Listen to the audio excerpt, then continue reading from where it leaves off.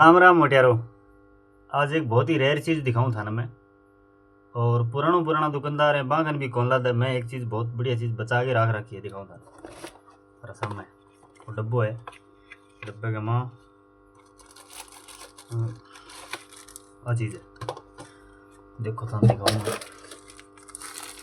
और सामने बहुत प्यारी चीज़ है, पिछाना नहीं